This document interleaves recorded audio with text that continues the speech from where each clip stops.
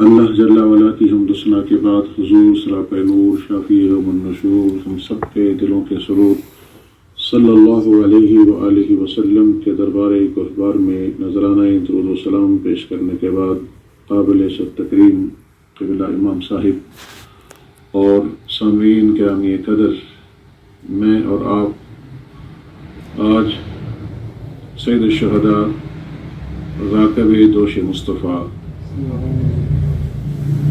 جگر گوشہ مشکل کشا علی المرتضیٰ رضی اللہ تعالی عنہ سیدنا حضرت امام حسین رضی اللہ تعالی عنہ کو خراج تحسین پیش کرنے کے لیے اللہ کے گھر میں جمع ہیں۔ جب بھی 10 محرم الحرام آتی ہے ہم انسیڈنٹ آف کربلا کو بیان کرتے ہیں، سنتے ہیں، سناتے ہیں۔ اہل بیت کی شان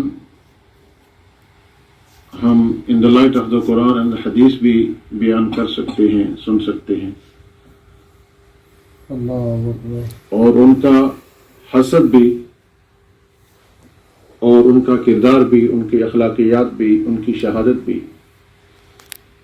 میں نے جو آیت کریمہ تلاوت کی ہے اختصار کے ساتھ اس کا مفہوم اردو میں آپ کے گوش گزار کرتا ہوں۔ یہ نبی کریم علیہ الصلوۃ والسلام کی اہل بیت کی شان میں بڑی اہم آیت ہے، سورہ احزاب کی۔ اللہ تبارک و تعالیٰ فرماتا ہے انما یرید اللہ لیذھب عنکم الرجس۔ اللہ جل وعلا کا یہی ارادہ ہے، اس کلمہ حصر ہے انما، اللہ سبحانہ و تعالی only wants کیا؟ لِيُذْهِبَ عَنْكُمُ الرِّجْسَ، so he will take rijs from you, he will take rijs away from you, O family of the Prophet۔ اب ہم نے دیکھنا یہ ہے کہ رجس کا کیا معنی ہے۔ آپ کی توجہ میری طرف رہے، if you like I can speak in Urdu۔ بھائی صاحب آپ مجھے دیکھیں، میں آپ کو دیکھوں گا۔ رجس کا معنی کیا ہے؟ قرآن مجید فرقان حمید میں الرجس 10 مقام پہ آیا ہے۔ میں کہتا ہوں کہ شعلہ بیانی، ترنم وہ تو چلتا رہتا ہے، آپ کو کوئی بات میری سمجھ آ جائے۔ قرآن مجید فرقان حمید میں الرجس کتنے مقام پہ آیا ہے؟ 10 مقام پہ آیا ہے، اور ہر جگہ اس کا معنی مختلف ہے۔ پتہ چلا کہ رجس کے کم از کم 10 معنی ہیں۔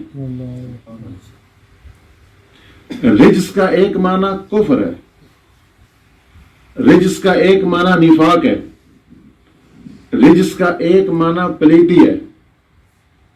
اللہ فرماتا ہے یا ایھا الذین آمنوا انما الخمر والمیسر والانصاب رجس من عمل الشیطان۔ یہ 4 چیزوں کو اللہ نے، ان میں سے ایک شراب ہے، رجس کا ہے، ٹھیک ہے۔ خنزیر کو اللہ نے رجس کا ہے۔ منافقین کے نفاق کو اللہ نے سورہ توبہ میں رجس کا ہے۔ کفار مکہ کے کفر کو اللہ نے رجس کا ہے، اور عذاب کو اللہ نے رجس کا ہے۔ گناہ کو اللہ نے رجس کہا ہے۔ غیر مناسب کو، جو چیز مناسب نہ ہو، اچھی نہ ہو، اس کو اللہ نے رجس کہا ہے۔ اور اس مقام پہ اللہ نے یہ فرمایا کہ میں نے اپنے پیارے نبی علیہ الصلوۃ والسلام کی اہل بیت، وہ آپ کی بیویاں ہوں یا پنجتن پاک، یعنی علی، حسنین، کریمین، طیبین، طاہرین، نیرین رضی اللہ تعالی عنہما فی الدارین، یا سیدہ، طیبہ، تقیہ، نقیہ، زکیہ، حافظہ، فقیہہ فاطمہ سلام اللہ علیہ۔ یہ ایک ایک لفظ کے اوپر میں گھنٹہ بات کر سکتا ہوں، جو القاب میں نے لی ہیں، سیدہ، طیبہ، طاہرہ، عابدہ، زاہدہ، تقیہ، نقیہ، زکیہ، فقیہہ، فاطمہ سلام اللہ علیہ۔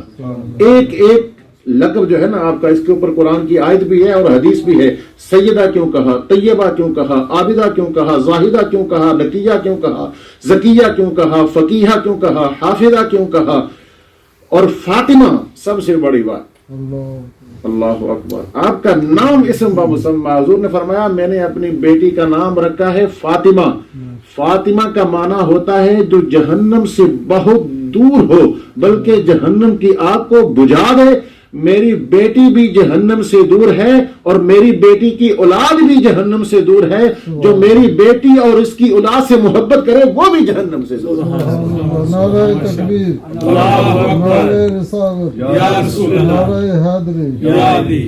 جو سیدہ فاطمہ سلام اللہ علیہ سے محبت کرے گا، آپ کی اولاد سے محبت کرے گا، اللہ نے جہنم کی آگ اس کے اوپر حرام کر دی ہے. ایک نہیں درجنوں تفاسیر روح المعانی میں ان الذین آمنوا وعملوا الصالحات اولئک هم خیر البریہ، بے شک وہ لوگ جو ایمان لائے اور اچھے عمل کیے دنیا میں سب سے بہترین یہ لوگ ہیں. تو اس میں علامہ روح المعانی، علامہ محمود آلوسی روح المعانی میں لکھتے ہیں جب قیامت کا دن ہوگا اور فرشتہ جنت کی چابی آ کر حضور پر نور کو دے گا تو حضور پر نور صلی اللہ علیہ وسلم کے ہاتھ میں جب چابی رکھ دی جائے گی تو نبیوں میں سب سے پہلے آپ جائیں گے اور جنت کا دروازہ کھولیں گے. اور آپ کے پیچھے کون ہوگا؟ سیدہ فاطمہ. آپ کے ایک طرف حسن اور دوسری طرف حسین، اور فاطمہ کے پیچھے علی، اور ان کے پیچھے کون؟ ان سے محبت کرنے والے. سب سے پہلے جنت میں جانے والے پنج تن پاک اور ان سے محبت کرنے والے ہوں گے. آپ اس میں دیکھیے کہ جہنم سے دور بھی فاطمہ سے محبت کرنے والے اور فاطمہ کی آگ سے محبت کرنے والے ہوں گے، اور جنت میں داخلہ بھی فاطمہ اور اس کی اولاد اور ان سے محبت کرنے والے. تو عرض میں یہ کر رہا تھا کہ حضور پر نور صلی اللہ علیہ وآلہ وسلم کی ازواج اور آپ کے یہ چار نفوس قدسیہ حسنین کریمین طیبین سیدہ فاطمہ اور علی رضی اللہ تعالی عنہ یہ آیت تطہیر میں شامل ہیں. اب علماء نے لکھا کتنی خوبصورت بات ہے کہ اب الرجس کا معنی کیا ہے. میں نے آپ کو بتا دیا کہ 10 معنی ہیں. اللہ پاک نے حضور علیہ الصلوۃ والسلام کی اہل بیت کو کفر سے بھی پاک رکھا ہے، نفاق سے بھی پاک رکھا ہے، شرک سے بھی پاک رکھا ہے، اور پلیتی سے بھی ناپاک رکھا ہے، عذاب سے بھی محفوظ رکھا ہے، اور اللہ تبارک و تعالیٰ نے غیر مناسب چیز سے بھی محفوظ رکھا ہے، گناہ سے بھی محفوظ رکھا ہے. تو نبی کریم علیہ الصلوۃ والسلام کی پیاری آل کی شان ہم قرآن میں بے شمار حدیثیں ہیں. جتنی آیات اور احادیث اہل بیت کی شان میں آئی ہیں کسی اور فرد کی شان میں نہیں آئی. حضرت ابو ذر غفاری رضی اللہ تعالیٰ عنہ حضور پر نور کے صحابی ہیں، اور یہ 5ویں صحابی ہیں اسلام میں، 5ویں فرد ہیں. سب سے پہلے ایمان لانے والے مردوں میں ابو بکر، بچوں میں علی، عورتوں میں ختیجہ، اور غلاموں میں زید بن حارثہ، اور ان کے بعد جو سب سے پہلے ایمان لائے ابو ذر غفاری رضی اللہ تعالیٰ عنہ.